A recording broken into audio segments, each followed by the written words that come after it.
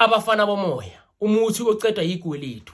Ngeke ngakhuluma ngomuthi olanda igweletu ebantwini uma ngabe kunomuntu okukweletayo kodwa angafuna ukubuyisa imali yakho. Namhla ngikhuluma ngaloyo ukuthi uma kunomuntu okukweletayo, umuntu angafuna ukubuyisa imali yakho usebenzise ukuze yena acabange wena ukuthi hey konje ngikholwa umuntu osowavela asibuyisele yena imali yakho ngaphandle ukuthi wena umlandelele. Namhla angikhuluma ngalokho. Namhla ngikhuluma ngabafana bomoya, umuthi oceda igweletu. Ake sithi wena uyakweleta, ukweleta mina. Abafana bomoya uyakwazi ukubasebenzisa ukuze mina ngikhohle ukuthi wena uyangikweleta. Kanjani? Yimi umuntu angazi ukuthi yini abafana bomoya. Futhi khona vele into efana nale ukuthi umuntu akhohle ukuthi uyamkweleta. Yebo ikhona. Lo muntu okuthiwa abafana bomoya umuntu osetshenziswa yithina izinyanga esisebenza ngamacala kuze siyoceda icala lakho enkantolo. Lo muntu okuthiwa abafana bomoya sawusebenzisa ukuze uhambe uyothatha idokethi lakho. Mawufika ecourt uvele ku magistrate kuthi idokethi linyamalele icala lichithwe ngoba there is no evidence. Noma siwusebenzise lo muntu okuthiwa abafana bomoya ukuthi imagistrate mayiphathe idokethi yakho ibone kublank engaboni lutho lapha ya sidestroy evidence ngayo bese kuthiwa lento ababophele yona ayikho phuma uhambe ekhaya. Amacala ke maningi sesizwachithile kodwa namhlanje asikhulumi ngabafana bomoya based on ama cases amacala. Sikhuluma ngabafana bomoya based on igweletu. Abafana bomoya uyabasebenzisa noma ngabe ukweleta ubani noma ngabe ukweleta kuphi.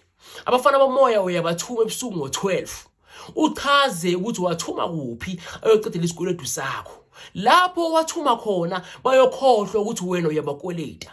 Akasithi ukweleta umashonisa. Bese umshanga abafana bomoya lo mashonisa loyo. Loyo mashonisa loyo uzokhohlwa inya ukuthi wena uyamkweleta.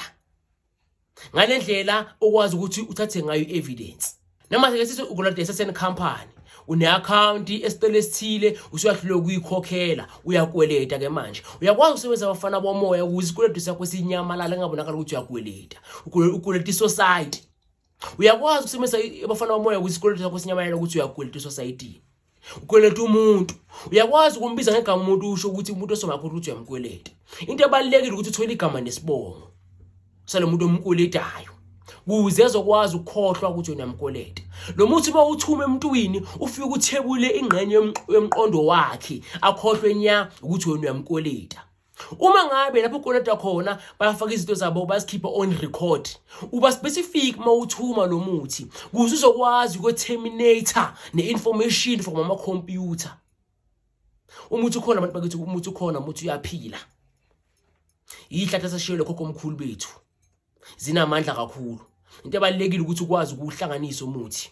Ukuthi mawuthuma uthume ngempela lapho uthuma khona. Kodwa umuthi oceda igweletu khona. Igama lawo yini? Abafana bomoya. Into emile ngikutshela yona ke ukuthi uyazi into eyiqinisile ngokufihlela yona. Ngoba ezinyanga zanifihlela ububi bomuthi. Zintshela ubuhle kuphela ukuze nikwazi ukuthatha.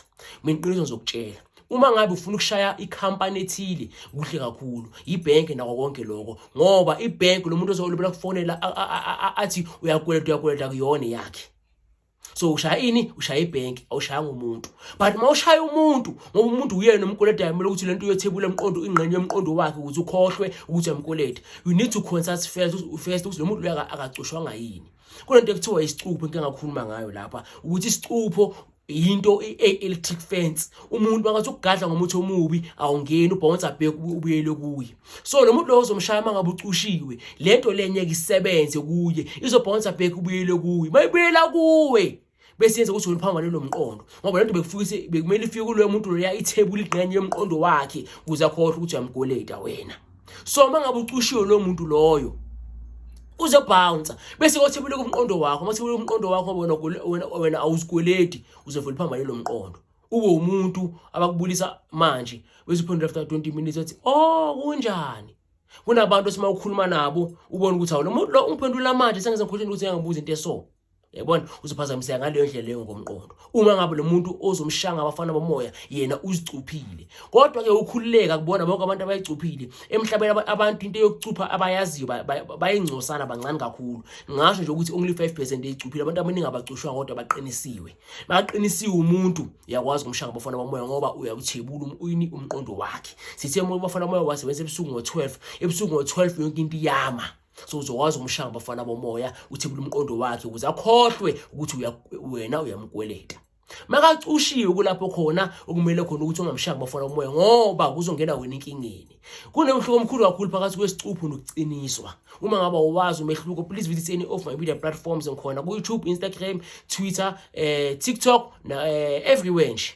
Ngikhona ngegama lethi inyanga yamacala. Akhona ama video ami engichaza khona ngecupho nokuthi icupho ziyini. Kodwa ke ukuze ngokubeka emqondweni, ucupho kusho ukuthi umuntu ufake electric fence ukuthi angagadli kangathakatheki.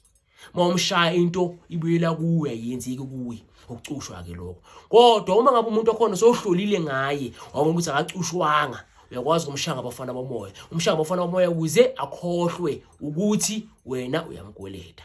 Nikhumbule inkinga nesixazululo. Ngizile benkinga kusho ukuthi isixazululo.